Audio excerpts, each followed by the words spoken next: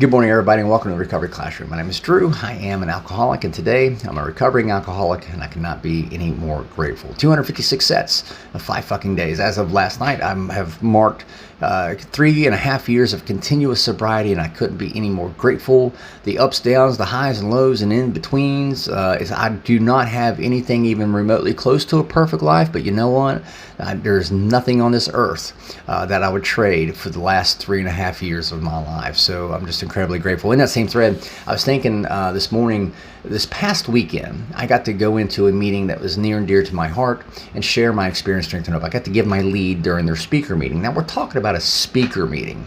Speaker meetings are very condensed. You have to condense your history, if you will. And so I did that. I was able to touch on a few things, but I had to move on for the sake of time and brevity. But I wanted to spend today and kind of zoom in, if you will, take you from a 30,000 foot view to a 500 foot view, specifically around July the 5th of 2021. It was about 11:15 at night, and I'm standing outside on the other side of this wall. You guys can't see over there. I'm standing outside on the phone about 11:15 at night talking to my best friend. My best friend is not one of us. He's never touched drugs, never touched alcohol. He's not one of us. I've known this guy longer than I've known my wife. We have been through in the shitstorm together, absolutely. But he's on the phone and he's ripping my ass. He is chewing my ass. Isn't that what best friends are supposed to do, after all? All right, tell you the truth, tell you what you need to hear, not what you want to hear. He was indeed. And he was telling me, he's like, I've known you for 20 plus years. I've never seen you this out of control. He said, I've sat back and watched from a sideline, ringside view, you year after year destroying yourself. What's it going to take? What's it going to take to get your head out of your ass? And then he starts telling me about how when he needs that mental reset, he will go to the beach. The sand, the sun, the sound, the smell of the air. It allows him that opportunity to find his zen. And he said, Drew, I don't know where on earth, if there is a place on this earth for you to find your zen, for you to have that mental reset. He said, but you tell me where it's at, and I will take you there to get your head out of your ass. I kind of chuckled. And I was taking my last drink. At the time, I thought it was my last drink for the day. But I do remember taking that drink. Again, 11:15 at night, July the 5th, 2021. Remember it well. And I said, there's only one place where I can get my mental reset. And he got really silent and he started cussing. He's like, damn it, if you say Gettysburg, I swear to God, I will kick your ass. And sure enough, it was Gettysburg. But then that presented a conundrum for me. That presented a problem. Because he told me, he said, if I take you to Gettysburg, and I'll pay for it. He said, you've got to get sober. You've got to do it sober. Well, up until July the 5th, 2021, I didn't think I could make it 24 hours sober. So unless he and I are planning on going to Gettysburg within the next 24 hours, shit, I was going to have a problem.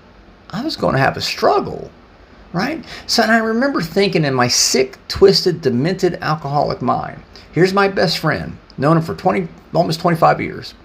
He's offering to pay to take me to my happy place, my Disney World, my Disneyland, just so I can get my head out of my ass. And I remember thinking, shit, I better schedule this trip to Gettysburg really close to July the 5th, to that day.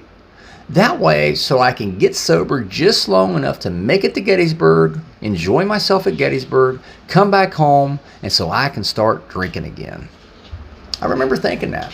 I better schedule this trip soon, really quick, because I don't even know how I'm going to make it through one day.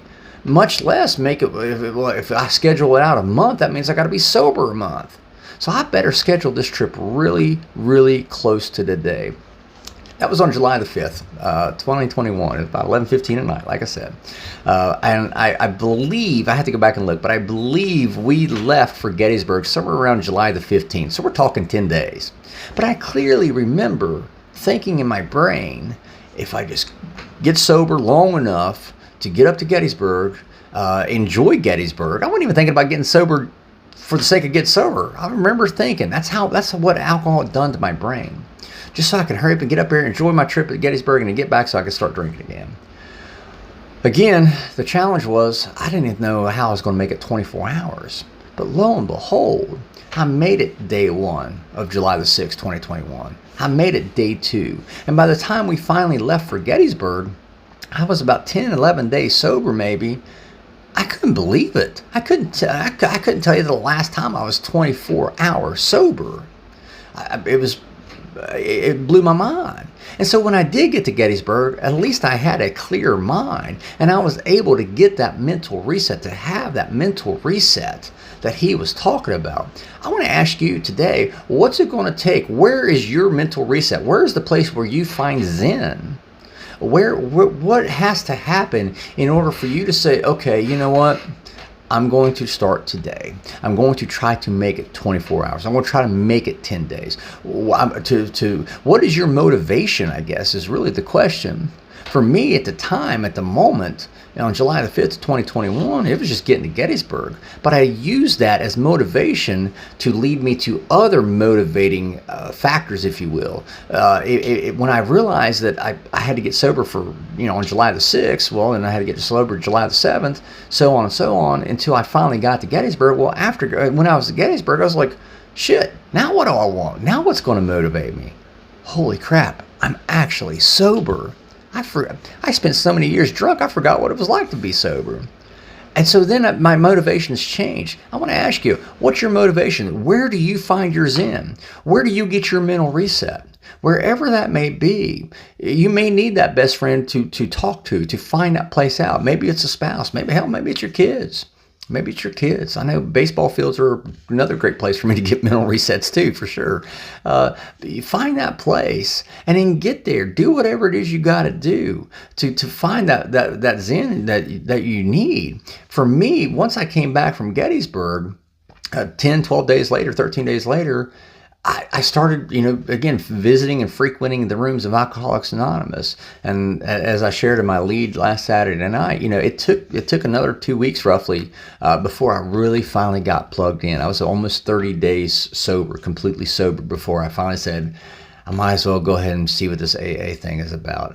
And for me, finding that Zen, allowing myself that mental reset allowed me to get locked into a program of action known as Alcoholics Anonymous, ultimately giving me and bringing me to today, 3.5 years later. So with that being said, I'll let you guys go. I want to thank you guys for letting me come in and share 5 to 10 minutes of your day with you. You guys absolutely keep me sober, and I cannot be any more appreciative. If there's a topic you'd like to have discussed, feel free to drop it in an email to me, Drew, D-R-E-W, at recoveryclassroom.org. I'll take a look at it, see what we can do. We'll be talking again soon, guys. Remember, you can't get drunk if you don't take that first drink.